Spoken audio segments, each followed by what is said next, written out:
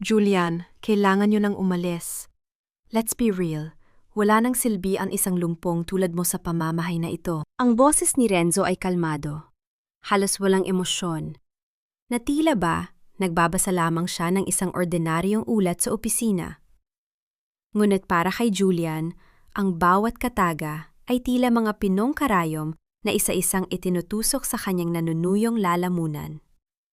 Hindi niya magawang lumingon ng mabilis.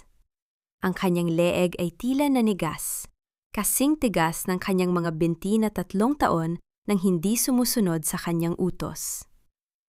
Sa kanyang harapan, nakatati ang lalaking itinuring niyang higit pa sa tunay na kapatid. Si Renzo, ang taong iniligtas niya mula sa naglalagablab na sasakyan 3 taon na ang nakararaan. Ang dahilan kung bakit siya ngayon ay nakakulong sa isang malamig na upuang may gulong. Narinig ni Julian ang marahas na pagbagsak ng isang baso ng tubig sa kusina. Hindi ito ang ingay ng isang aksidente, kundi ang tunog ng isang pusong tuluyan ng gumuho. Lumitaw ang kanyang ina, si Aling Rosa, na may nanginginig na mga kamay at mga matang puno ng pagsusumamo.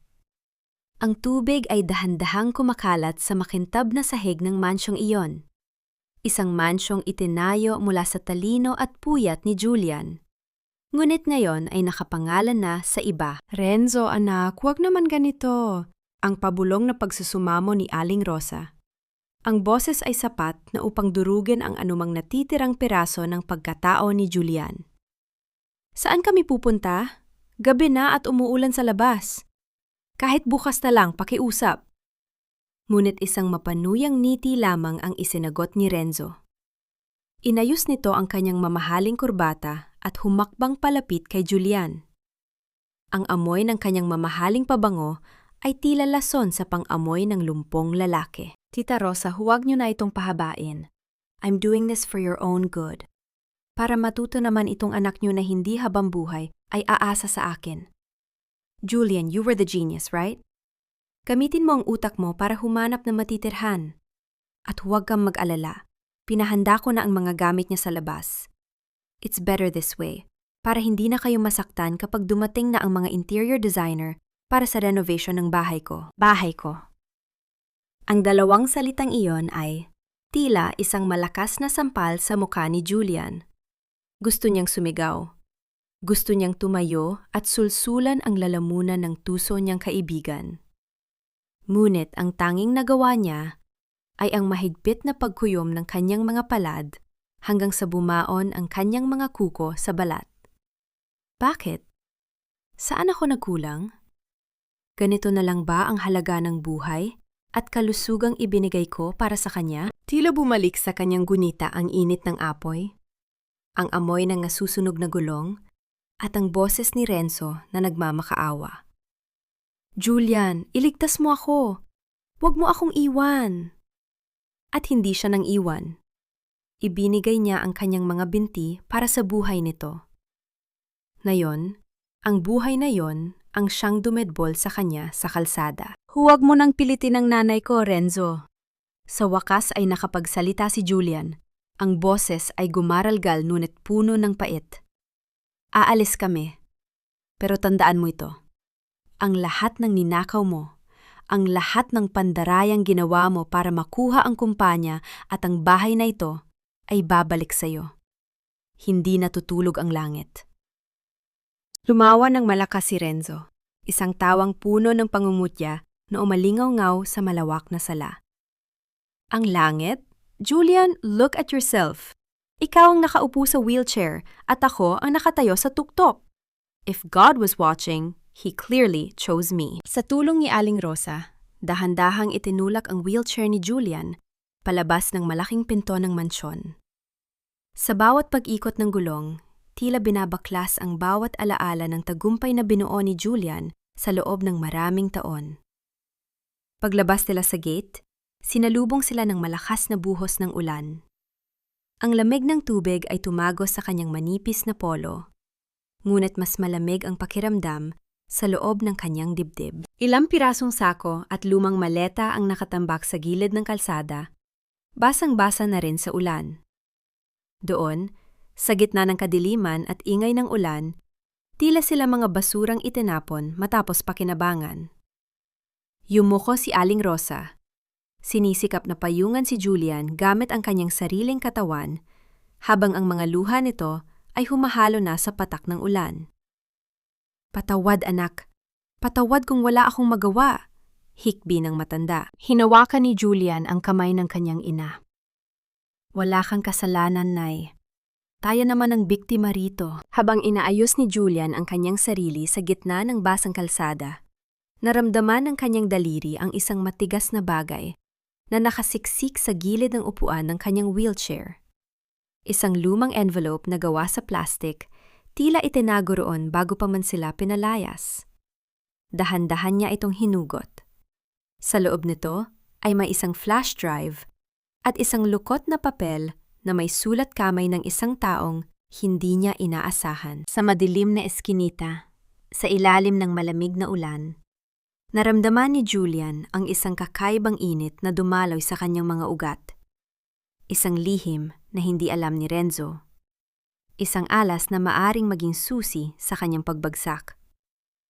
Ngunit bago pa man mabuksan ni Julian ang liham, isang itim na sasakyan ang dahan-dahang huminto sa kanilang tapat. Bumaba ang bintana nito, at isang pares ng mga matang puno ng misteryo ang tumingin sa kanya. Ang bawat pag-ikot ng gulong ng wheelchair ni Julian sa bako-bakong iskinita ng tondo ay tila isang mariing kurot sa kanyang puso. Ang amoy ng basura, ang halumigmig ng hanging may halong alat ng dagat, at ang ingay ng mga taong nagsisiksikan sa masikip na espasyo ay malayo sa tahimik at mabangong mansyon na kanilang iniwan. Huminto sila sa harap ng isang maliit na barong-barong na gawa sa pinagtagpi-tagping yero at kahoy. Dito, ang bawat patak ng ulan na tumatama sa bubong ay hindi isang oyayi, kundi isang malungkot na paalala ng kanilang bagong realidad. "Dito na muna tayo, anak," ang mahinang tinig ni Aling Rosa habang maingat na itinutulak si Julian papasok sa loob. Ang loob ng silid ay maliit at madilim. Tanging isang nanilaw na bumbilya lamang ang nagbibigay ng liwanag. Inilapag ni Aling Rosa ang kanilang mga basang gamit sa isang sulok. Nakita ni Julian kung paano hinawakan ng kanyang ina ang sarili nitong likod, isang senyales ng pagod at sakit na pilit nitong itinatago. Sa kabila ng lamig, mabilis na kumilos ang matanda upang kumuha ng isang palanggana ng maligamgam na tubig at isang lumang tuwalya. "Nay, maupo ka muna. You need to rest. Kanina ka pa kumikilos," sabi ni Julian. Ang kanyang boses ay puno ng pag-aalala at labis na panunumbat sa sarili. "Dapat ako ang nag-aalaga sa'yo, hindi ang kabaligtaran." Numiti si Aling Rosa, isang ngiting tila nagdadala ng sikat ng araw sa gitna ng kanilang madilim na kalagayan. "Julian, hindi kailanman naging pabigat ang pag-aalaga sa sariling anak. Huwag mo nang isipin yan. Ang mahalaga, magkasama tayo." Habang dahan-dahang pinupunasan ni Aling Rosa ang mga binti ni Julian na wala ng pakiramdam, hindi napigilan ni Julian na mapatingin sa lalagyan ng gamot ng kanyang ina. Nakita niya ang isang maliit na bote na wala ng laman. Alam niya kung ano yon. Ang maintenance medicine para sa high blood nito. Kanina pa niya napapansin ang paminsan-minsang pagpikit ng mata ni Aling Rosa at ang bahagyang paghilot nito sa kanyang batok. "Nay, bakit empty na ang bote mo?" "I told you, kailangang inumin mo yan on time." Ang mahigpit na puna ni Julian. Napaiwas ng tingin si Aling Rosa habang patuloy na pinupunasan ang paa ng anak. "Ayos lang ako, Julian. Malakas pa ang nanay. Saka na ako bibili kapag nakapagbenta na ako ng sapat na sampagita sa simbahan. Mas kailangan mo ang vitamins mo para lumakas ang katawan mo." Ang mga salitang iyon ay tila 1,000 kutsilyong sumaksak sa dibdib ni Julian. Isinakripisyo ng kanyang ina ang sariling kalusugan para lamang sa kanyang mga pangangailangan. Isang tahimik na panataang nabuo sa isipan ni Julian habang pinagmamasdan ang nagkakalyo at nanginginig na mga kamay ng kanyang ina. Hindi niya hahayaang magtagal sila sa ganitong kalagayan.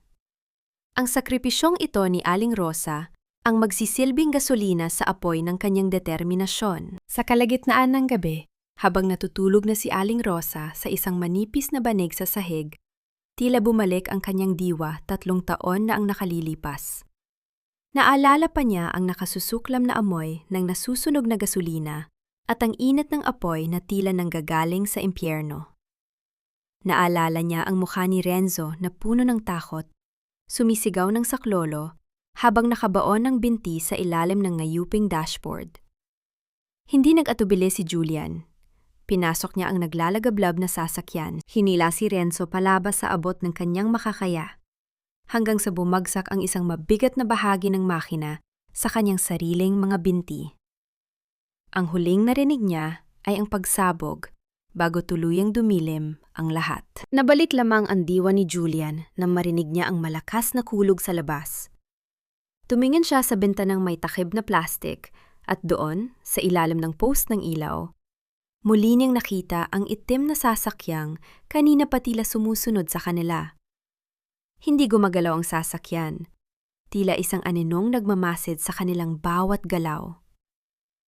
Sino ang nasa loob niyon? Tao ba ito ni Renzo, na nais siguraduhing tuluyan na silang nalugmok sa hirap? O isa itong estranggerang may ibang pakay? Hinawakan ni Julian ang flash drive na nakasabit sa kanyang leeg, ang liham na natagpuan niya sa loob ng envelope. Kailangan niyang makahanap ng paraan upang mabuksan ang nilalaman nito. Kailangan niyang malaman kung ano ang iniwan sa kanya ng kapatid ni Renzo bago ito pumanaw. Dahil alam niya, sa loob ng maliit na pirasong iyon ng teknolohiya, nakatago ang susi hindi lamang sa kanyang paghihigante, kundi sa kaligtasan ng kanyang ina. Tumingin ka sa ibaba, Clara. Ang lahat ng mga taong parang langgam na naglalakad sa kalsada, sila ang mga taong walang vision. They are just background characters in my story. Ipinatong ni Renzo ang kanyang kamay sa balikat ni Clara habang nakatanaw sila mula sa floor-to-ceiling window ng kanyang penthouse office sa Bonifacio Global City. Ang sikat ng araw ay tumatama sa mga dambuhalang gusali na tila ba ang buong syudad ay nakayuko sa kanyang paanan. Suot ang isang suit na nagkakahalaga ng daan-daang libong piso, si Renzo ang larawan ng tagumpay. Isang maskara na selyado ng kapangyarihan at kasinungalingan. Tiningnan ni Clara ang refleksyon ni Renzo sa salamin. May kung anong lamig siyang naramdaman sa kabila ng mainit na sikat ng araw. Ang dami mo nang nahamit, Renzo. Pero kailangan ba talagang maging ganito kabilis ang lahat? Ang press, ang merger, at pati ang kasal natin. It feels like a whirlwind. Tumawa si Renzo. Isang tawang maikli at puno ng kumpiyansa. Sweetheart, sa mundo ng business, kung hindi ka mabilis, maiiwan ka. I deserve this. Pinaghirapan ko ang bawat piraso ng tagumpay na ito. Ang lahat ng nakikita mo, ang algorithm na nagpapatakbo sa kumpanyang ito ang aking legacy. Hindi alam ni Clara kung bakit tila may bumabara sa kanyang puso sa bawat pagkakataong naririnig niya ang mga salitang iyon. Alam niya ang kwento ni Julian, ang henyo na kaibigan ni Renzo na ayon sa huli ay tuluyan ng nawala sa sarili matapos ang aksidente. Ngunit sa tuwing tinitingnan niya si Renzo, parang may kung anong kulang sa katotohanang ibinibigay nito sa kanya. Hinahapunan, matapos ang isang nakakapagod na pagpili ng bulaklak para sa kanilang kasal, lumabas si Clara sa isang mamahaling hotel. Ang bango ng kanyang designer perfume ay hinalubilo ng usok ng mga sasakyan sa labas. Habang naghihintay sa kanyang driver, napansin niya ang isang gulo sa gilid ng kalsada. Isang security guard ang marahas na itinataboy ang isang matandang babaeng nakasuot ng kupas na duster. May bit-bit itong basket ng mga kwintas ng sampagwita. Sabi ng bawal magtinda rito, Lola. Nakakaabala kayo sa mga kliyente ng hotel. Sigaw ng gwardiya. Ang boses ay matigas at walang konsiderasyon. Halos matumba ang matanda nang bahagya itong itulak ng gwardiya. Ang mga kwintas ng sampagita ay nagkalat sa semento, tila mga puting luha na nadumihan ng alikabok. Mabilis na lumapit si Clara. Ang kanyang mga takong ay lumika ng mabilis na tunog sa marmol na sahig. Sandali lang, huwag niyo siyang saktan. Ang awat ni Clara. Nagulat ang gwardiya at agad na yumuko bilang paggalang. Ma'am, pasensya na po. Kanina pa po kasi ito pabalik-balik. Hindi pinansin ni Clara ang gwardiya. Yumuko siya upang tulungan ang matanda sa pagpulot ng mga sampaguita.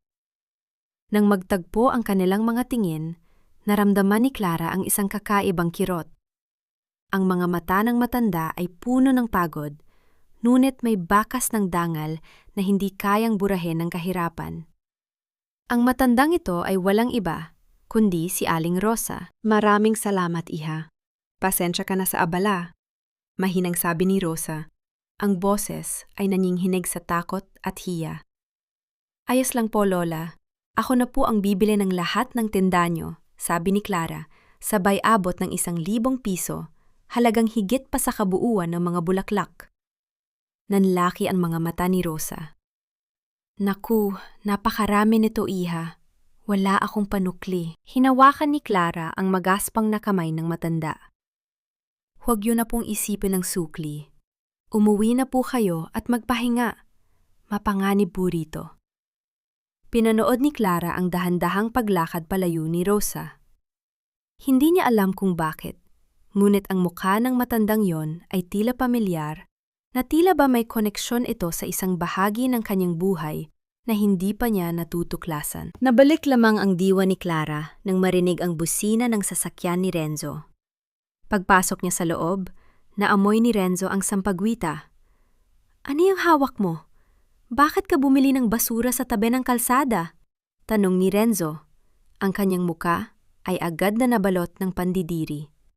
Hindi ito basura, Renzo. Ito ay galing sa isang matandang naghahanap buhay ng maayos. Mahinang sagot ni Clara. Numisi si Renzo habang pinaandar ang sasakyan. That's your problem, Clara. You're too soft. Ang mga taong ganyan, hanggang dyan na lang sila sa putikan. They don't belong in our world. Habang binabaybay nila ang maliwanag na kalsada ng syudad, palihim na inilagay ni Clara ang 1 kwintas ng sampag-ita sa kanyang dashboard. Sa kabilang dako, sa dilim ng tondo, muling pumasok si Rosa sa kanilang barong-barong. Bit-bit ang perang ibinigay ng estranghera. Isang perang magiging susi upang mabili ang gamot ni Julian. Ngunit, magdadala rin ng isang bagong katanungan. Dahil sa loob ng bulsa ni Rosa, hindi niya namalayang nalaglag ang isang maliit na calling card na may pangalang Clara Evangelista, Bride-to-be. Ma'am Clara, huwag niyo pong sasabihin kay Sir Renzo na narinig niyo ito sa akin. Pero hindi siya ang henyong inaakala ng lahat. Ang totoong utak sa likod ng kumpanyang ito ay ang taong matagal na niyang ibinaon sa limot. Ang mga salitang iyon mula kay Mang Enteng, ang pinakamatandang graber sa kumpanya na kamakailan lamang ay tinanggal ni Renzo, ay tila isang malamig na hanging umihip sa batok ni Clara. Nakatayo siya sa gilid ng parking lot. Hawak ang kanyang mamahaling bag na tila ba bigla itong bumigat ng 100 kilo. Ang imahe ni Renzo na palaging nakangiti at mapagkumbaba sa harap ng kamera ay biglang nagkaroon ng lamat sa kanyang isipan. Hindi mapakali si Clara. Sa bawat gabi na kasama niya si Renzo, tila may isang aninong nakasunod sa kanila. Isang aninong may pangalang Julian. Gamit ang lumang address na ibinigay ni Mang Enteng at ang alaala ng matandang nagtitinda ng sampaguita, nagpasya si Clara na hanapin ang katotohanan. Pagdating niya sa tondo, tila pumasok siya sa isang mundo na hindi niya akalaing umiiral. Ang kanyang puting sasakyan ay tila isang banyagang bagay sa gitna ng makikipot na eskinita at naglalakihang tumpok ng basura. Ang amoy ng kanal at tuyong isda ay humahapdi sa kanyang ilong. Ngunit mas matindi ang hapdi ng kaba sa kanyang dibdib. Bumaba siya sa tapat ng isang barong-barong na may bubong na tadtad ng kalawang. Sa isang madilim na sulok ng eskinita, nakita niya ang isang anino. Isang lalaking nakaupo sa wheelchair, nakatanaw sa malayo, habang ang tanging liwanag ay nagmumula sa isang aandap-andap na post ng ilaw. Ano ang ginagawa ng isang prinsesa sa gitna ng tambakan ng basura? Ang boses ng lalaki ay malalim, puno ng pait at may talim na tila kayang humiwas sa katahimikan ng gabi. Napatigil si Clara. Ang kanyang puso ay tumibok ng mabilis, tila isang ibong naghahanap ng labasan sa kanyang kulungan. Dahan-dahang humarap ang wheelchair. Doon, sa ilalim ng malamig na liwanag, nakita ni Clara ang mukha ni Julian. Hindi ito ang mukha ng isang baliw na inilarawan ni Renzo. Ang kanyang mga mata ay matalino, malalim, ngunit puno ng isang uri ng pagod na tanging ang mga taong pinagkaitan ng katarungan ang nakakaunawa. "Kayo po ba si Julian?" ang mahinang tanong ni Clara. Ngumisi si Julian, isang mapait na ngising, hindi umabot sa kanyang mga mata. "Kung ang hinahanap mo ay ang taong niloko, ninakawan, at itinapon na parang basahan ng lalaking pakakasalan mo? Oo, ako nga si Julian." "Bakit ka narito? Narito ka ba para panuurin ang dumi sa ilalim ng iyong mga paa?" Tila nabulunan si Clara sa sarili niyang laway. Ang bawat salita ni Julian ay tila isang kumpirmasyon sa lahat ng kanyang kinatatakutan. "Gusto ko lang malaman ang totoo. Gusto kong malaman kung sino talaga ang lalaking pinagkakatiwalaan ko." Tumingin si Julian sa malayo, sa mga nagtataasang gusali ng syudad na tila ba mga dambuhalang nagmamasid sa kanila mula sa malayo. "Ang katotohanan ay parang apoy, Clara. Maari ka nitong bigyan ng liwanag, pero maari ka rin nitong tupukin hanggang sa maging abo. Handa ka bang mawala ang lahat ng mayroon ka?" Nabalot ng katahimikan ng eskimita. Ang tanging naririnig ay ang mahinang pagpatak ng tubig mula sa isang tumutulong gripo sa malapit. Sa sandaling iyon, tila nagkaroon ng isang hindi nakikitang tulay sa pagitan ng dalawang kaluluwang kapwa, biktima ng kasinungalingan ng isang tao. Ngunit ang katahimikang iyon ay biglang nabasag nang mapansin ni Julian ang isang anino sa dulo ng eskinita. Isang itim na sasakyan ang dahan-dahang gumagapang. Ang mga headlight nito ay nakapatay. Tila isang maninila na naghihintay ng tamang pagkakataon. "Umalis ka na rito, Clara," ang mariing utos ni Julian. Ang kanyang boses ay puno na ng panganib. "Hindi mo alam kung anong klaseng hayop ang kinalaban mo. Huwag mo nang hintayin na mapansin nilang narito ka." Mabilis na bumalik si Clara sa kanyang sasakyan. Ang kanyang mga kamay ay nanginghinig habang hinahanap ang susi. Sa kanyang pag-alis, nakita niya sa rearview mirror ang isang lalaking bumaba mula sa itim na sasakyan. Isang lalaking may hawak na radyo, nakatingin ng matalim sa barong-barong ni Julian habang dahan-dahang kinakapa ang isang bagay sa kanyang baywang. "Akala ko ay tuluyan ka ng tinakot ng dilim ng lugar na ito, Clara." Ang mga taong galing sa liwanag ay bihirang bumalik sa putikan kapag nakita na nila ang dumi nito. Ang boses ni Julian ay tila isang mahinang bulong ng hangin sa gitna ng gabing walang kibo. Nakaupo siya sa harap ng isang lumang laptop na puno ng gasgas, ang tanging gamit na hindi nakuha ni Renzo dahil itinago ito ni Aling Rosa sa ilalim ng sahig. Ang asul na liwanag mula sa screen ay tumatama sa mukha ni Julian na nagpapakita ng bawat guhit ng pagod at determinasyon sa kanyang mga mata. Nakatayo si Clara sa may pintuan ng barong-barong. Ang kanyang mamahaling bestida ay tila isang malaking insulto sa paligid na puno ng kahirapan. Ngunit sa pagkakataong ito, hindi pandidiri ang nasa kanyang mga mata, kundi isang uri ng pagkilala. Ang pagkilala sa isang kapwa bilanggo. "Hindi ako narito para sa lugar na ito, Julian. Narito ako dahil hindi ko na kayang sikmurain ang hangin sa paligid ni Renzo." Mahinang sagot ni Clara habang dahan-dahang lumalapit. Sinabi niya sa akin na ang kumpanya ay bunga ng kanyang pangarap. Pero nang makita ko ang mga mata mo kagabi, alam kong kasinungalingan ang lahat. Isang mapait na tawa ang kumawala sa dibdib ni Julian. Iniharap niya ang laptop kay Clara. Sa screen, makikita ang mga linya ng komplikadong code na tila isang tula ng teknolohiya. Ang bawat letra rito, Clara, ay isinulat ko habang siya ay natutulog. Ito ang backdoor na iniwan ko sa system. Hindi ko ito ginawa para manira, kundi dahil alam kong darating ang araw na gagamitin niya ang talino ko para sa kasamaan. Ninakaw niya ang aking mga binti. Ninakaw niya ang aking pangalan. Pero hindi niya kailanman mananakaw ang boses ko sa loob ng makinang ito. Lumapit pa si Clara at sa unang pagkakataon, nakita niya ang tunay na kalagayan ni Julian. Ang mga binti nito ay nakabalot sa isang manipis at kupas na kumot. Sa sobrang lapit nila, naamoy ni Clara ang halubilo ng amoy ng kape at ang lansa ng dagat mula sa labas. Bakit hindi ka lumaban noon pa? Tanong ni Clara. Ang kanyang boses ay puno ng pait. Dahil hawak niya ang buhay ng nanay ko, tugon ni Julian. Ang kanyang mga panga ay nagngangalit sa galit. At ikaw? Bakit ka papakasal sa isang halimaw? Napayo ko si Clara. Ang kanyang mga balikat ay dahan-dahang nanghina. Ang tatay ko, baon siya sa utang kay Renzo. Ginamit ni Renzo ang lahat ng ari-ariya namin bilang collateral. Ang kasal na ito ay hindi pag-iisa ng dalawang puso, Julian. Ito ay isang business transaction. Ako ang kabayaran sa mga pagkakamali ng pamilya ko. Nagtagpo ang kanilang mga tingin sa gitna ng maliit at masikip na silid.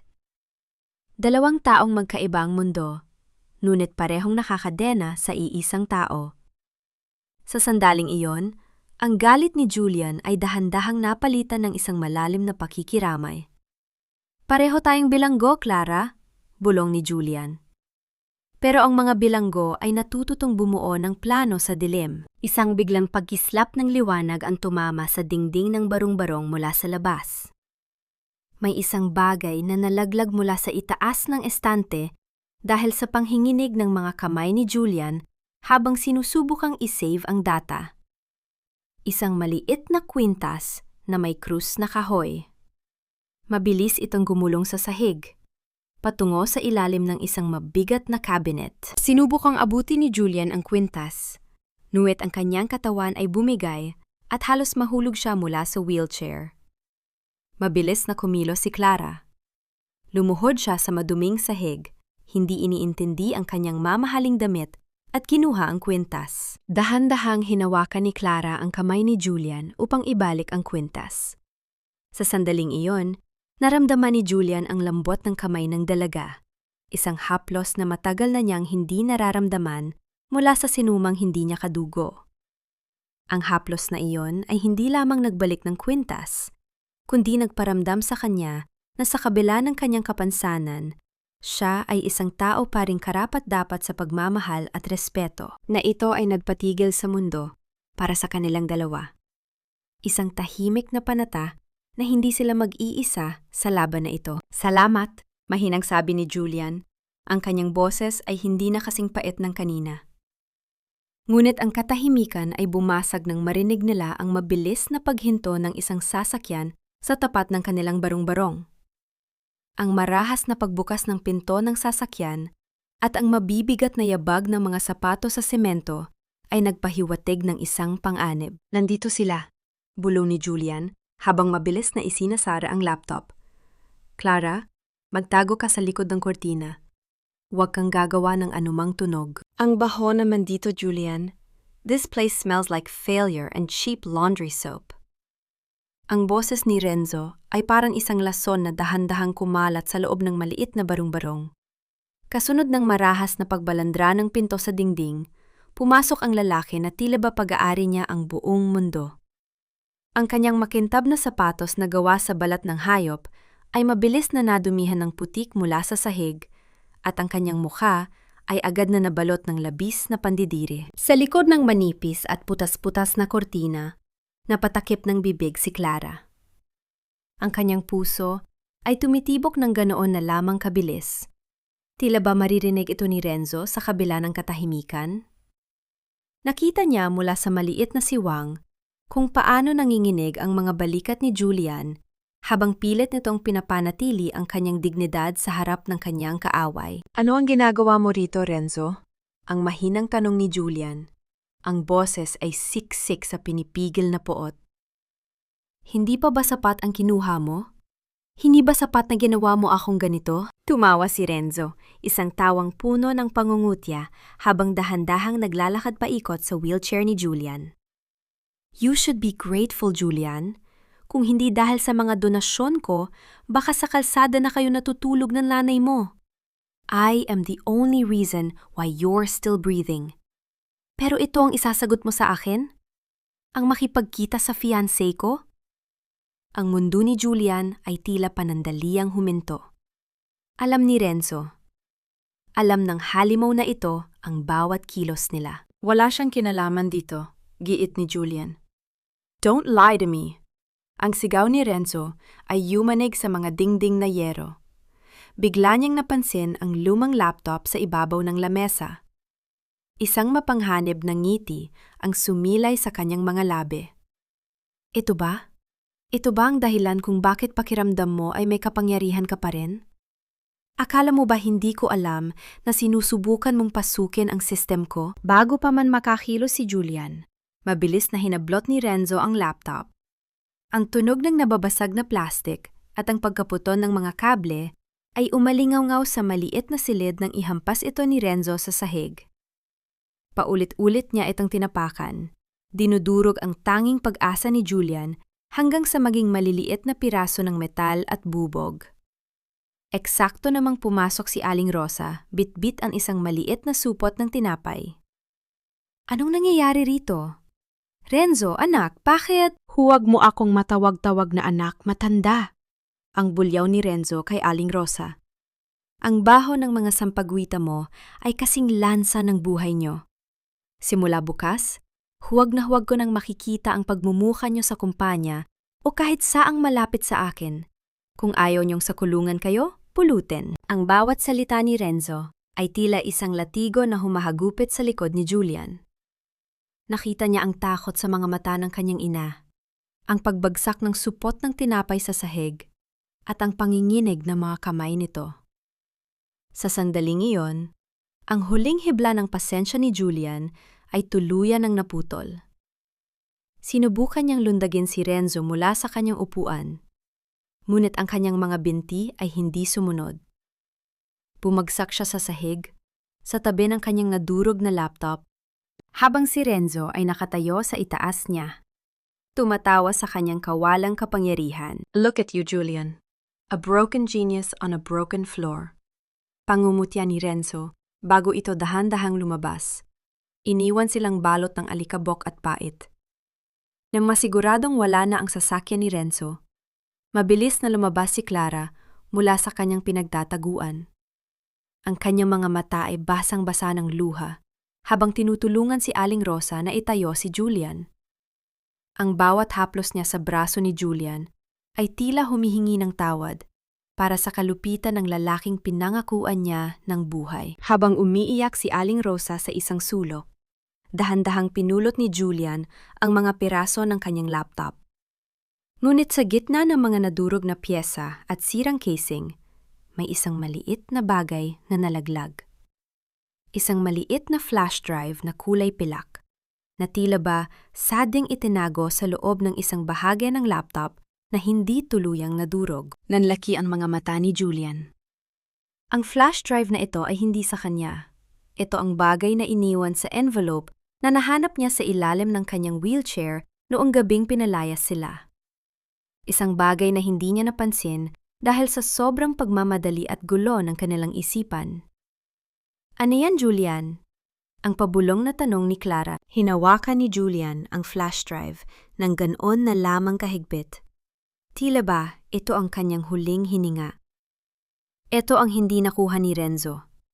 Ito ang katotohanang hindi niya kayang durugin. Ngunit sa gitna ng kanilang panandaliang pag-asa, isang anino ang dumaan sa labas ng bintana. Ang tunog ng mabilis na pagtipa sa isang cellphone at ang mahinang boses na naguulat sa kabilang linya ay nagpahiwatig na hindi pa tapos ang mga mata ni Renzo sa kanila. Para tayong mga aninong pilit binubura ng liwanag. Nay, pero kahit kailan, hindi nila kayang patayin ang apoy sa loob natin. Ang tinig ni Julian ay parang isang kumpas ng kidlat sa gitna ng katahimikan ng gabi. Habang nakatingin siya sa maliit at pilak na flash drive na hawak niya, ang kanyang mga mata ay hindi na nagpapakita ng luha. Ang bawat lamat sa kanyang puso ay tila naging semento upang patatagin ang kanyang loob. Alam niya, ang maliit na bagay na ito ang magsisilbing mitsa ng pagguho ng toreng itinayo ni Renzo sa ibabaw ng kanyang mga pangarap. Dahil wala na ang kanyang sariling laptop, kailangang humalap ni Julian ng ibang paraan. Sa tulong ni Aling Rosa, maingat siyang itinulak palabas ng barong-barong patungo sa isang maliit at siksikang computer shop sa kanto ng kanilang eskinita. Ang amoy ng pawis ng mga batang naglalaro at ang init mula sa naglalakihang CPU ng mga lumang computer ay sumalubong sa kanila. Ito ay malayo sa malinis at malamig na opisina ng kanyang kumpanya. Ngunit dito, sa gitna ng ingay, muling nahanap ni Julian ang kanyang kapangyarihan. Isang oras lang po, Mangguriyo, ang pakiusap ni Aling Rosa sa may-ari ng shop, habang inilalapag ang huling barya mula sa kanyang bulsa. Nang ilagay ni Julian ang flash drive sa lumang computer, tila tumigil ang paghinga ng mundo para sa kanya. Ang tunog ng pag-ikot ng hard drive sa loob ng makina ay nagpabilis sa tibok ng kanyang puso. Sa screen, lumabas ang isang folder na may pangalang hindi niya inaasahan. The Fall of Icarus. Icarus. Ang taong lumipad ng masyadong mataas hanggang sa matunaw ang kanyang mga pakpak. Bulong ni Julian sa kanyang sarili. Sa loob ng folder ay hindi lamang mga code. Nakita niya ang mga lihim na recording ng mga pag-uusap ni Renzo sa mga corrupt na opisyal, mga peking pirma sa mga merger documents, at ang pinakamasakit sa lahat, ang isang video file na may petsa ng araw ng kanyang aksidente. Dahan-dahang binuksan ni Julian ang video. Doon, nakita niya ang isang angulo ng CCTV na kailanman ay hindi inilabas ng mga otoridad. Hindi aksidente ang lahat. Nakita niya kung paano sadyang ginalaw ng isang tao ang mga kable ng sasakyan bago pa man sila sumakay. At ang taong iyon, bagaman nakasuot ng hood, ay may isang pamilyar na singsing sa kanyang daliri. Ang singsing na pag-aari ng ama ni Renzo na ibinigay nito sa kanyang anak bago ito mamatay. Nanginig ang mga kamay ni Julian. Ang kanyang mga daliri na kanina ay tila nang hihina ay biglang naging mabilis at matalas sa pagtipa sa keyboard. Sa gitna ng madilim na computer shop, muling nabuhay ang henyo. Gamit ang kanyang backdoor access na matagal na niyang inihanda, sinimula niyang i-link ang mga ebidensya sa main server ng kumpanya ni Renzo. Isang bombang digital na sasabog sa tamang panahon. Sa kabila ng ingay ng mga batang naglalaro sa paligid, at ang tumutulong pawis sa kanyang naramdaman ni Julian na siya ay muling buo.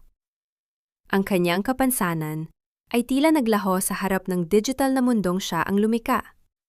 Ang bawat click ng mouse at bawat command na kanyang isinusulat ay tila isang nota sa isang awit ng katarungan. Sa sandaling ngayon, hindi siya isang lumpong itinapon sa basura. Siya ang arkitekto ng sarili niyang kalayaan. Julian, kailangan na nating umuwi. May mga lalaking paligid-ligid sa labas. Ang babala ni Aling Rosa. Ang boses ay puno ng kaba. Mabilis na tinanggal ni Julian ang flash drive at nilinis ang bawat bakas ng kanyang ginawa sa computer. Habang inilalabas siya ni Aling Rosa sa shop, napansin ni Julian ang isang pamilyar na muka sa kabilang kalsada. Isang lalaking dating empleyado sa kanyang kumpanya na tinanggal din ni Renzo, si Ben, ang pinaka-pinagkakatiwalaan niyang assistant noon. Nagtagpo ang kanilang mga mata at isang tahimik na pagtango ang ibinigay ni Ben. Alam ni Julian na hindi siya nag-iisa. Ang mga biktima ni Renzo ay dahan-dahan nang nagsasama-sama sa dilim. Naghihintay lamang ng hudyat. Ngunit pagdating nila sa harap ng kanilang barong-barong, napatigil ang wheelchair ni Julian. Ang pinto ay nakabukas at ang loob ng kanilang maliit na tahanan ay tila dinaanan ng bagyo. Ang maliit na alpar ni Aling Rosa ay nakataob at sa gitna ng sahig, may isang nakapansin-pansing bagay. Isang puting rosas na tadtad ng dugo at sa tabi nito ay ang calling card ni Clara na punit-punit na. Julian, anak, tingnan mo. Mukhang bago pa rin ang barong na ito matapos ang maraming taon. Ang boses ni Aling Rosa ay banayad, parang haplos ng hangin sa gitna ng mainit na gabi sa tondo. Hawak niya ang isang lumang barong Tagalog na bahagya ng nanilaw ang kulay. Ngunit maingat niyang pinaplansa gamit ang isang lumang plansang uling. Ang amoy ng mainit na tela at ang kakaibang bango ng almirol ay pumuno sa maliit nilang silid. Ito ang barong na suot ni Julian noong tanggapin niya ang kanyang parangal bilang Young Tech Innovator of the Year. Ang gabi bago ang trahedyang nagpabago sa lahat. Tiningnan ni Julian ang kanyang ina mula sa kanyang wheelchair. Nakita niya ang bawat butil ng pawis sa noo nito at ang paminsan-minsang pagpahid ng matanda sa kanyang mga mata na tila may pumasok na dumi. Alam ni Julian, hindi dumi ang dahilan. Ang bawat hagod ng plansa ay may kasamang dalangin at pait para sa kalagayan ng kanyang anak. Nay, hindi mo na kailangang gawin yan, mahinang sabi ni Julian. Wala na akong balak isuot ang mga alaala ng nakaraan. Mumiti si Aling Rosa, isang ngiting pilit ngunit puno ng pag-asa. Hindi ito alaala ng nakaraan, Julian. Ito ang baluti mo para sa bukas. Bukas, muling makikita ng mundo ang tunay na ikaw. Hindi bilang isang lumpo, kundi bilang isang taong may danggal na hindi kayang bilhin ng salapi. Napatigil ang kanilang pag-uusap nang marinig ang pagtunog ng isang lumang cellphone sa ibabaw ng lamesa. Ang screen ay nagpapakita ng pangalang tila isang sumpa. Renzo. Huminga ng malalim si Julian bago sagutin ang tawag. Hindi pa man siya nakakapagsalita. Ang mapang asar na tawa ni Renzo ay umalingaw-ngaw na sa kabilang linya. Handa ka na ba sa pinakamalaking palabas bukas, Julian? I hope your tuxedo still fits. Oh, I forgot. You might need something more flexible for that wheelchair. Pangunggot yan ni Renzo. Gusto kong nandun ka. Gusto kong makita mo ang mukha ni Clara habang isinusuot ko ang singsing sa kanya. Gusto kong saksihan mo kung paano ko kukunin ang huling bagay na inaakala mong sa iyo. Renzo, magpakasaya ka sa bawat sandaling natitira sa iyo. Ang malamig na tugon ni Julian. Ang kanyang boses ay tila isang hatol mula sa langit. Dahil bukas, ang toring itinayo mo sa ibabaw ng aking mga binti ay tuluyan ng guguho. Talaga? Gamit ang ano? Ang sirang laptop mo? O ang mga sampagwitang tinitenda ng nanay mong mukhang pulube? Humalahak si Renzo bago pinatayan ng tawag si Julian. Nanginginig ang mga kamay ni Julian sa galit.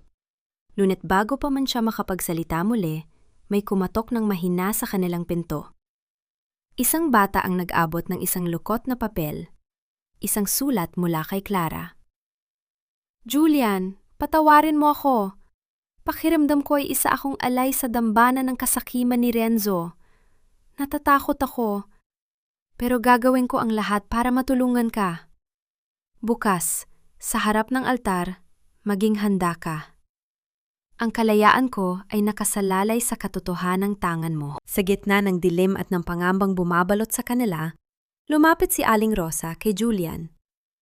Lumuhod ang matanda sa harap ng kanyang anak at hinawakan ang magkabilang kamay nito.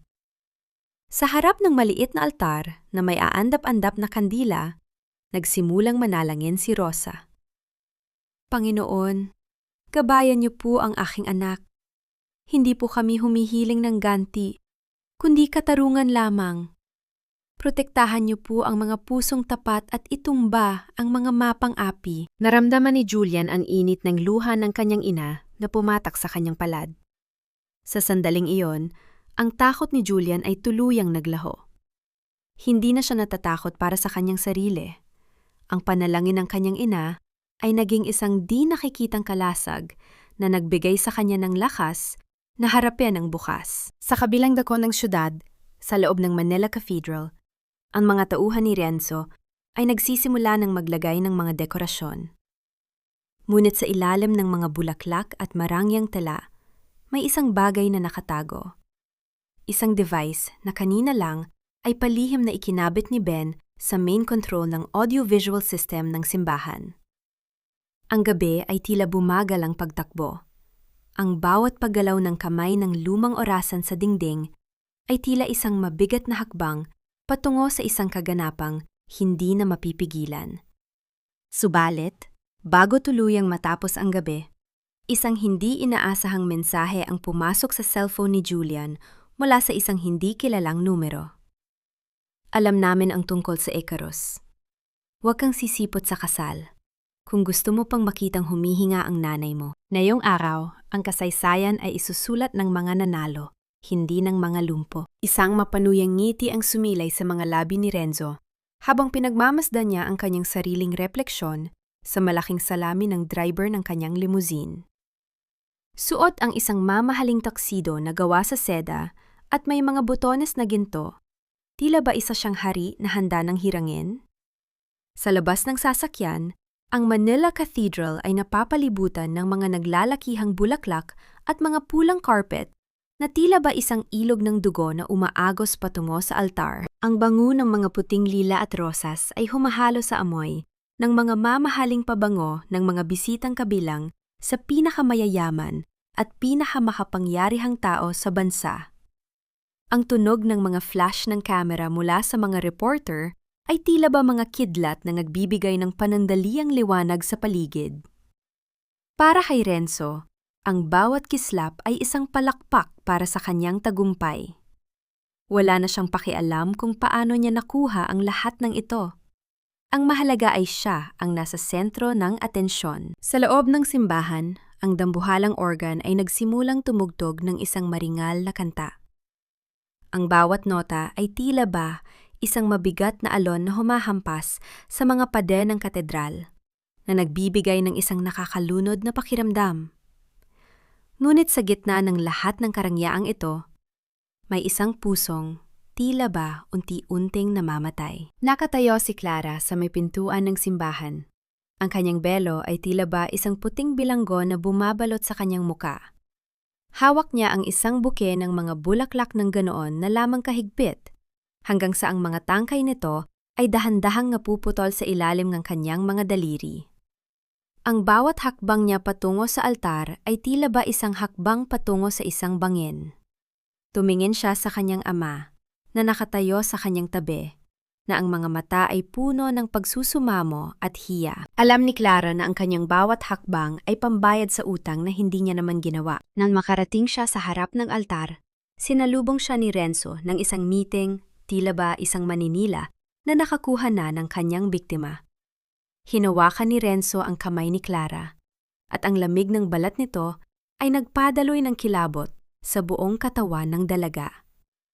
"You look perfect, Clara." Bulong ni Renzo, ang boses ay siksik sa kayabangan. "Sabi ko sa'yo, ito ang buhay na nararapat para sa'yo. Hindi sa isang eskinita, kundi rito sa tuktok." Tumingin si Renzo sa mga bisita. Ang kanyang dibdib ay busog sa pride. Iniisip niya na sa sandaling matapos ang seremonyang ito, ang merger ng kumpanya ay magiging ganap na at wala nang sinuman ang makakabaklas sa kanyang kapangyarihan. Ni hindi na niya naalala ang mga banta ni Julian o ang lihim na folder.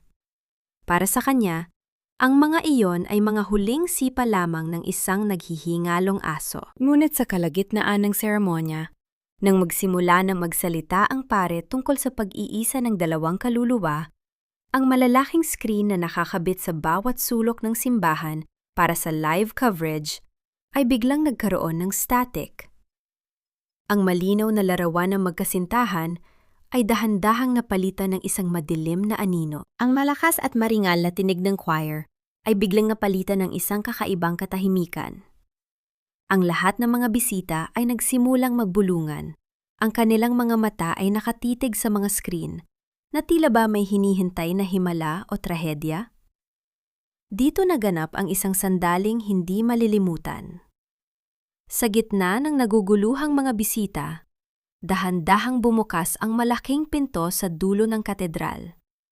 Ang sikat ng araw mula sa labas ay pumasok sa loob, na lumika ng isang mahabang anino sa gitna ng aisle. Ang tunog ng mga gulong na dahan-dahang umiikot sa marmol na sahig ay bumasag sa katahimikan. Isang lalaking nakasuot ng isang lumang barong Tagalog na bagaman naninilaw ay tila ba nagbibigay ng isang kakaibang liwanag ang pumasok. Nakaupo siya sa isang wheelchair. Ang kanyang mukha ay seryoso. Ang kanyang mga mata ay nakapako kay Renzo. Sa tabi niya ay ang kanyang ina, si Aling Rosa, na nakasuot ng isang simpleng saya. Ang kanyang mukha ay puno ng takot, ngunit ang kanyang mga kamay ay matatag na nakahawak sa wheelchair ng kanyang anak. Ang lahat ay napahinto. Ang pari ay napatigil sa pagsasalita. Ang puso ni Renzo ay tila ba pansamantalang huminto sa pagtibok nang makita niya ang taong akala niya ay tuluyan na niyang nabaon sa limot. Ang lalaking nasa wheelchair ay itinaas ang kanyang kamay. Hawak ang isang maliit na device na kumikislap ng kulay asul. Ang kanyang boses, bagaman mahina, ay tila ba umalingaw-ngaw sa bawat sulok ng katedral sa tulong ng mga speaker na hindi na kontrolado ni Renzo. Hindi pa tapos ang seremonya, Renzo, dahil ang kasal na ito ay hindi itinayo sa pag-ibig, kundi sa isang krimen na saksihan nating lahat na yon. Ilabas ang basurang yan! Guards! Nasaan kayo? Kalad ka rin nyo palabas ang lumpong yan! Ang gulyaw ni Renzo ay umalingaw-ngaw sa sagradong katahimikan ng katedral.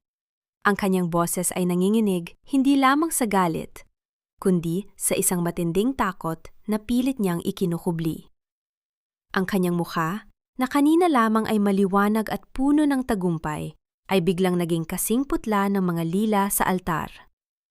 Ang bawat ugat sa kanyang leeg ay lumitaw habang dinuduro niya si Julian na tila ba ang pagpapakita nito ay isang sumpa na sisira sa kanyang perpektong mundo. Nanatiling kalmado si Julian sa gitna ng kaguluhan.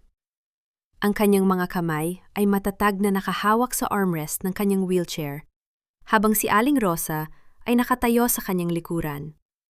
Ang mga mata ay puno ng luhang nagmula sa pinaghalong takot at pag-asa. Ang basurang sinasabi mo, Renzo, ang nagtayo ng bawat pader ng kumpanyang ipinagmamalaki mo ngayon. Ang malamig na tugon ni Julian. Ang boses ay sapat na upang marinig ng lahat sa tulong ng sistema ng tunog na siya na ang may kontrol.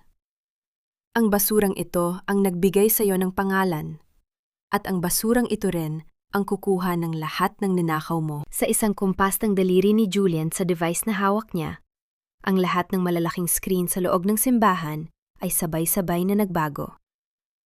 Nawala ang mga larawan ng magkasintahan at napalitan ito ng mga dokumentong may mga pulang marka.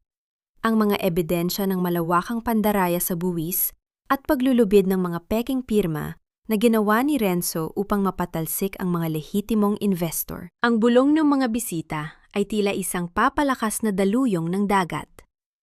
Ang mga negosyanteng kanina ay nakikipagkamay kay Renzo ay dahan-dahang lumalayo. Ang kanilang mga mukha ay nabalutan ng pandidiri at pangamba. Hindi totoo yan! Gawa-gawa lang yan ng isang taong desperadong makahingi ng pera. Sigaw ni Renzo, habang sinusubukan niyang hablutin ang mikropono mula sa pare. Ngunit ang susunod na lumitaw sa screen, ang tuluyang nagpatigil sa tibok ng puso ng lahat. Isang malinaw na video ng gabi ng aksidente. Nakita ng lahat ang isang lalaking may pamilyar na singsing na sadyang pinuputol ang brake line ng sasakyan ni Julian. Sinundan ito ng isang audio recording. Ang boses ni Renzo habang kausap ang kanyang ama, tinatalakay kung paano nila gagawing aksidente ang pagtanggal kay Julian sa landas nila. Ayaw mo namang mabulok sa anino ng henyong yan habang buhay, di ba? Ang boses ng ama ni Renzo sa recording. Kailangang mawala ang mga binti niya para hindi na siya makahabol sa atin. Ang katahimikan sa katedral ay naging kasing bigat ng isang libingan. Sa sandali ngayon, ang maskara ng mabuting kaibigan na isinuot ni Renzo sa loob ng 3 taon ay tuluyan ng nadurog. Dito naganap ang pinakamadamdaming sandali ng gabi. Dahan-dahang hinubad ni Clara ang kanyang mamahaling belo at binitawan ang kanyang bouquet ng mga bulaklak. Hindi niya tiningnan si Renzo. Sa halip, humakbang siya palayo sa altar at lumakad patungo sa kinaroroonan ni Julian. Ang tunog ng kanyang mga sapatos sa marmol na sahig ay tila ba mga hakbang patungo sa kalayaan. Tumayo si Clara sa tabi ng wheelchair ni Julian. Hinawakan niya ang balikat ng lalaki, isang senyales ng pakikipag-isa na nagpatahimik sa lahat. Ang kasal na ito ay tapos na, Renzo. At ang iyong panlilinlang ay tapos na rin. Ang mga gwardiya na kanina ay inutusan ni Renzo ay nanatiling nakatayo sa kanilang mga pwesto, hindi na sumusunod sa kanyang mga utos.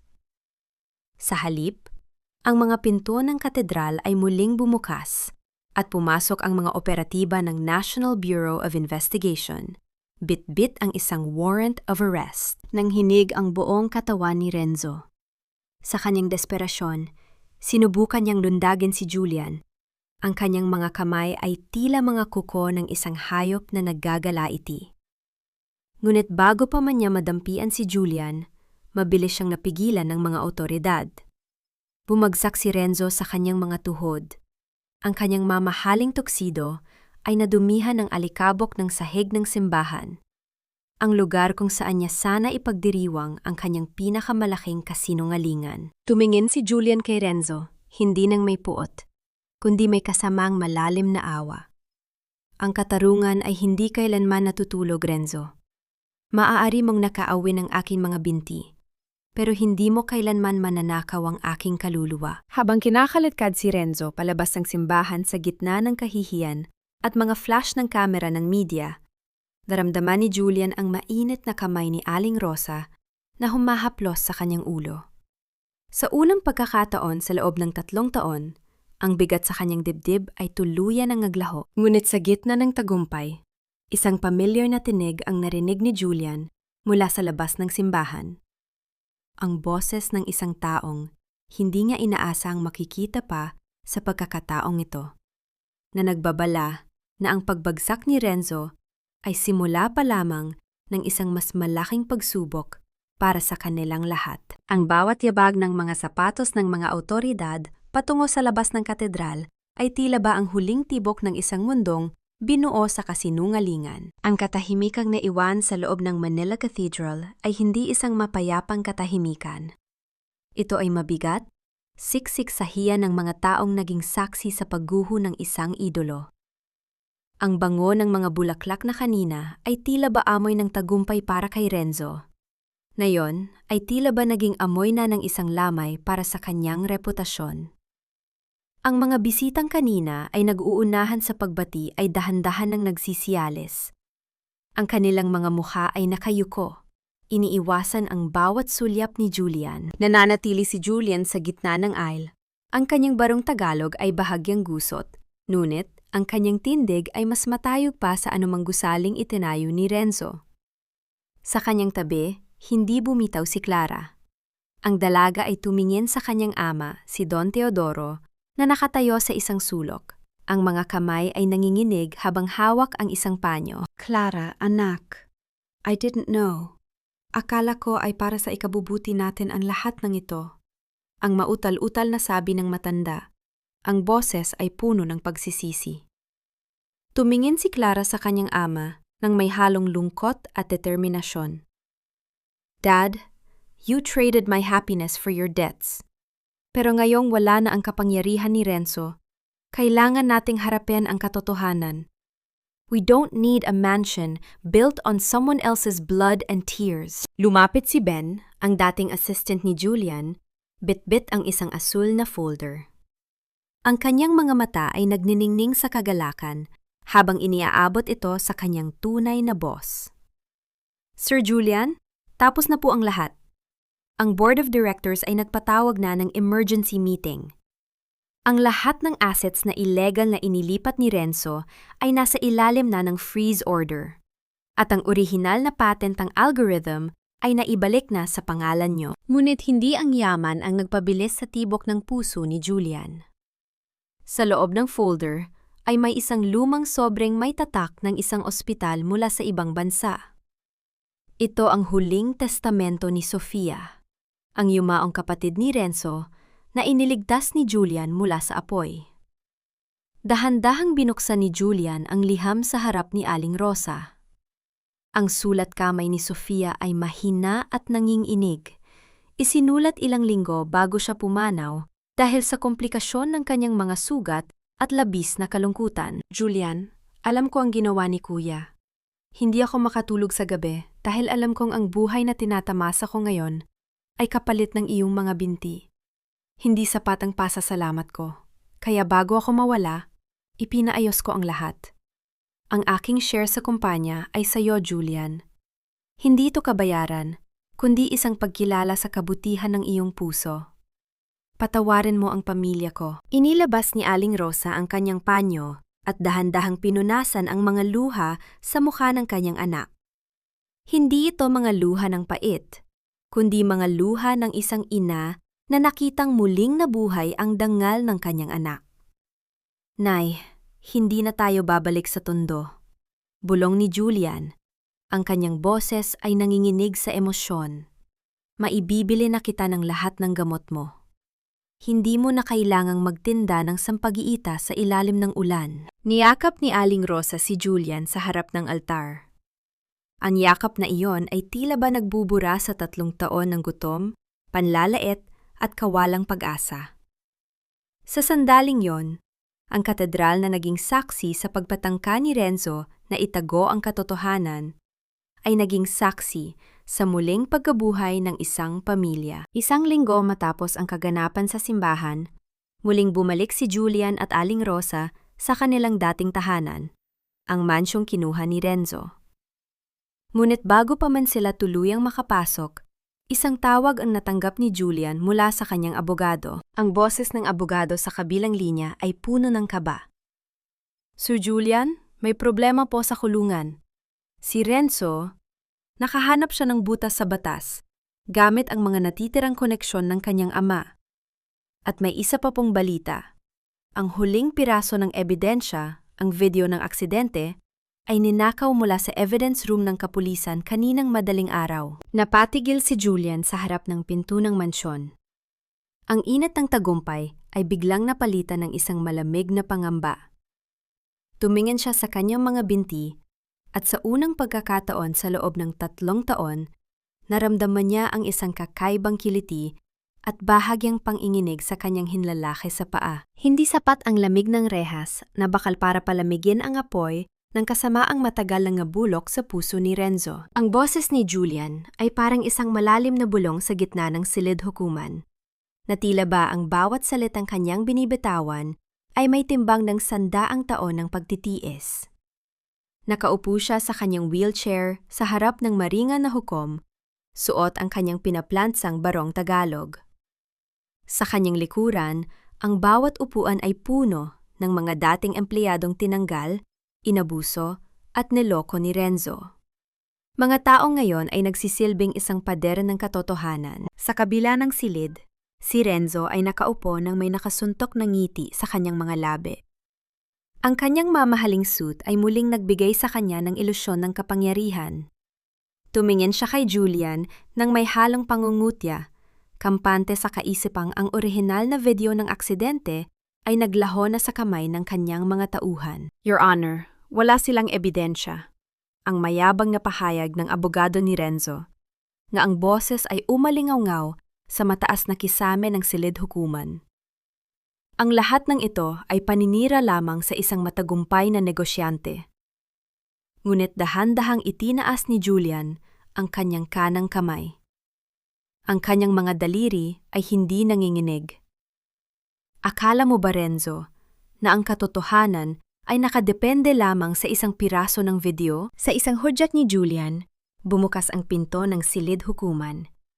Pumasok ang isang matandang lalaki na may saklay. Ang driver ng truck na bumangga sa kanila, 3 taon na ang nakalilipas. Ang taong akala ni Renzo ay matagal na niyang naayos sa pamamagitan ng pera at pananakot. Nandito ako para magsabi ng totoo, ang basag na tinig ng matanda, na ang bawat salita ay tila ba isang huling pako sa kabaong ng kasinungalingan ni Renzo. Inutusan ako ng ama ni Renzo.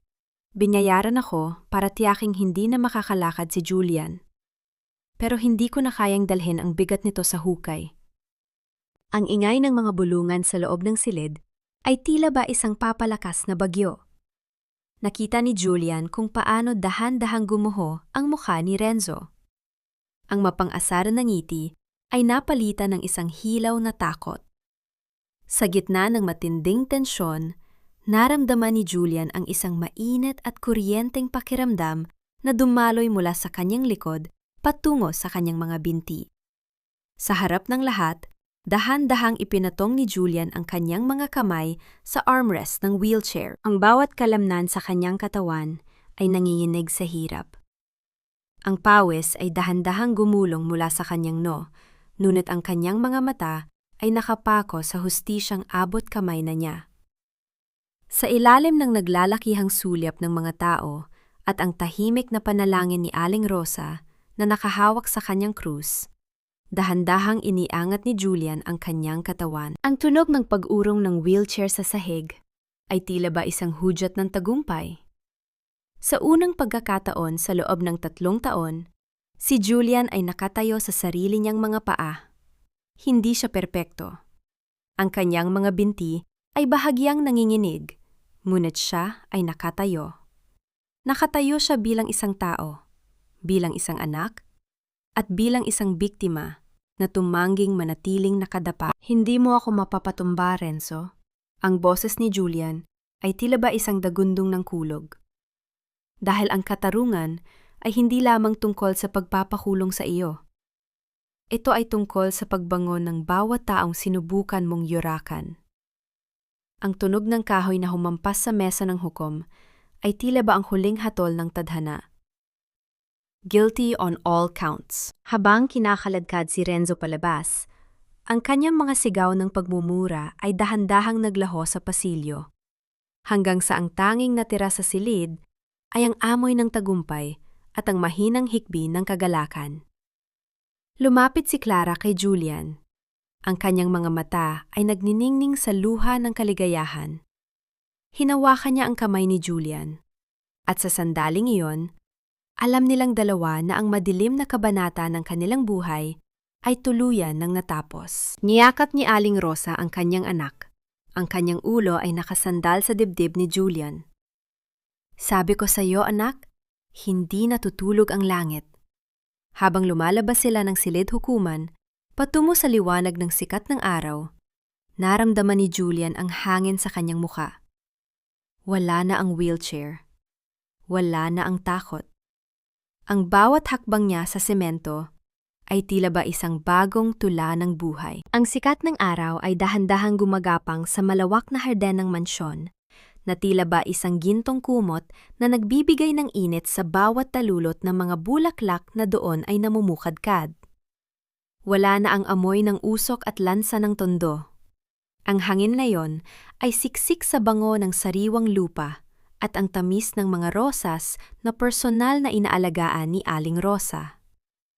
Ang bawat huni ng mga ibon sa itaas ng mga puno ay tila ba isang masayang awit ng pasasalamat para sa isang bagong simula. Isang taon na ang lumipas mula nang gumuho ang tour ng kasinungalingan ni Renzo. Ngayon, sa ilalim ng malilim na puno ng mangga, nakaupo si Julian sa isang bangko. Wala na siya sa wheelchair. Bagaman may hawak siyang isang eleganteng tungkod na gawa sa matigas na kahoy, ang kanyang mga binti ay matatag na nakatapak sa lupa. Ang bawat hakbang na kanyang ginagawa ay hindi na isang paghihirap, kundi isang selebrasyon ng kanyang determinasyon at ng himalang nagmula sa kanyang pananampalataya. Julian, anak, nakahanda na ang merienda sa loob. Pinagluto kita ng paborito mong kakanin. Ang masayang tawag ni Aling Rosa mula sa beranda. Ang kanyang ina ay hindi na nakasuot ng kupas na duster. Ngayon, ang kanyang mukha ay maliwanag. Ang bawat guhit ng pagod sa kanyang noo ay tila ba nabura na ng kapayapaan. Hindi na siya kailangang gumising sa madaling araw para magtinda ng sampaguita. Ang tanging ginagawa niya ngayon ay ang damhin ang pagmamahal ng kanyang anak at ang seguridad ng kanilang tahanan. Susunod na ako, Nay, ang tugon ni Julian. Ang kanyang boses ay malalim at puno ng kapanatagan. Dahan-dahang lumapit si Clara sa kanyang tabi. Bitbit ang isang baso ng sariwang juice. Ang dalaga ay hindi na ang bride-to-be na puno ng takot at pait. Ngayon, siya ang katuwang ni Julian sa muling pagpapatakbo ng kumpanya. Isang kumpanyang hindi na nakatuon sa gahaman na kita, kundi sa pagtulong sa mga taong may kapansanan na nagnanais ding bumangon. Dahan-dahang ipinatong ni Clara ang kanyang ulo sa balikat ni Julian habang pinagmamasdan nila ang paglubog ng araw. Hinawakan ni Julian ang kamay ni Clara. Ang kanilang mga daliri ay nagkabuhol ng may ganoong lambot at pagtitiwala. Sa katahimikang iyon, naramdaman nila ang tibok ng puso ng isa't isa. Isang himig na hindi kailanman mabubura ng anumang bagyo. Iniisip mo pa ba siya? Ang mahinang tanong ni Clara, na ang tinutukoy ay si Renzo na ngayon ay nabulok na sa loob ng malamig na rehas ng bilangguan. Huminga ng malalim si Julian. Ang galit ay parang lason na unti-unting pumapatay sa taong may bitbit nito.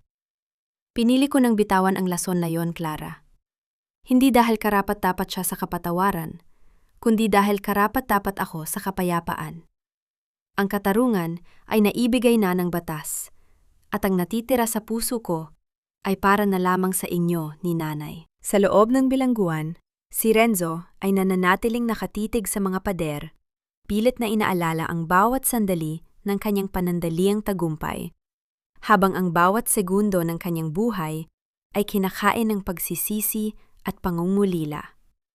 Doon, napatunayan ng tadhana na ang lahat ng ninakaw ay may katumbas na kabayaran, at ang bawat luhang pumatak mula sa mga mata ni Aling Rosa at Julian ay naging mga butil ng katarungan ngayon ay namumunga ng kaligayahan. Ang aral na naiwan sa puso ng bawat nakasaksi sa kanilang kwento ay malinaw.